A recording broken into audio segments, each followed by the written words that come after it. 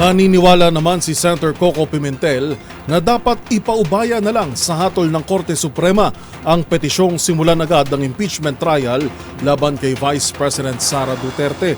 Maliban dito, marami pa anyang paghahanda na dapat isaalang-alang bago tuluyang gumulong ang mga pagdinig.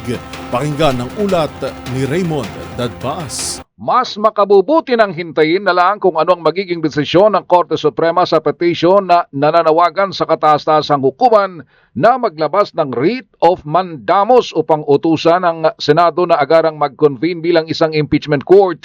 Ito lang ang ibinahaging komento ni Senate Minority Leader Aquilino Coco Pimentel III kasunod ng petisyon na inihain sa korte ni Attorney Catalino Generillo Jr. Tumanggi na itong magbigay ng dagdag na komento kaugnay sa nabanggit na petisyon. Nauna nang iniheg ni Pimentel na may mandato ang Senado na agarang magsagawa ng impeachment trial. Interpretasyon ito sa constitutional provision sa salitang forthwith na nangangahulugan ay dapat agaran. Para kay Pimentel, maaring maantala ng isang buwan ang isasagawang impeachment trial dahil sa mga prosesong dapat unahin gaya ng pagbalangkas ng impeachment rules at pre-trial. Ngunit, hindi dapat maantala ng 3 hanggang 5 buwan ang pagsisimula ng impeachment trial. Sa petisyon ni Attorney Generillo, hiniling nito sa Korte Suprema na atasan ng Senado na agad simulan ang impeachment trial kay Vice President Sara Duterte.